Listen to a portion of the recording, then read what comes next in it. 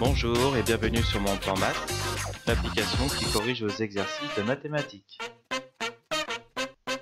Aujourd'hui, nous allons corriger un exercice sur les coefficients multiplicateurs. Exercice numéro 71. Le dessin à l'échelle ci-contre représente l'ossature d'un pied égyptien vu de dessus. Les flèches rouges représentent la longueur et la largeur du pied. Premièrement, quelles sont les dimensions réelles de ce pied si l'échelle de ce dessin est 1/5? Donc ici, on a le dessin du pied, la longueur de 6 cm et la largeur de 2 cm. Donc premièrement, ici dans l'énoncé, on a le coefficient multiplicateur qui est 1/5. Donc on va faire un petit tableau avec les dimensions du dessin. Donc comme on a dit ici, 2 cm et 6 cm. Et maintenant, on va déterminer les dimensions réelles. Donc on a dit qu'on avait un coefficient multiplicateur de 1/5.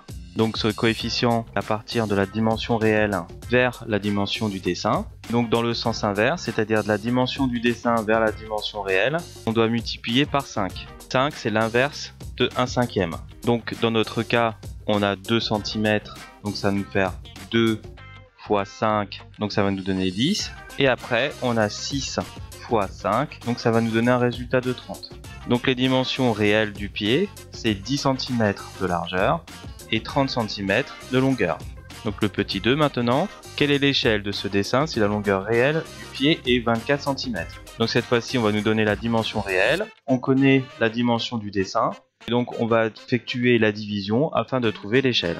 Donc le coefficient multiplicateur c'est la même chose que l'échelle. Donc là on effectue la même méthode, on a les dimensions du dessin, la dimension réelle, donc on sait que la longueur est 24, donc on va mettre 24. On sait que la dimension du dessin est 6, donc pour passer de 24 à 6, on a divisé par 4. Donc on a multiplié par 1/4. Quand on divise par 4, on multiplie par 1/4. On multiplie par l'inverse. Maintenant, on va faire la même chose. On sait qu'on a la largeur qui est 2 cm, et donc cette fois-ci, on va faire dans le sens inverse.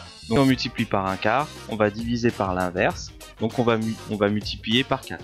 L'inverse de 1/4, c'est 4 sur 1, donc c'est 4. Donc 2 fois 4, ça va nous donner un résultat de 8. Maintenant petit 3, quelle est la largeur réelle du pied si la longueur est 20 cm? Cette fois-ci, on va faire encore la même chose, donc la dimension du dessin, c'est que c'est 2 et 6.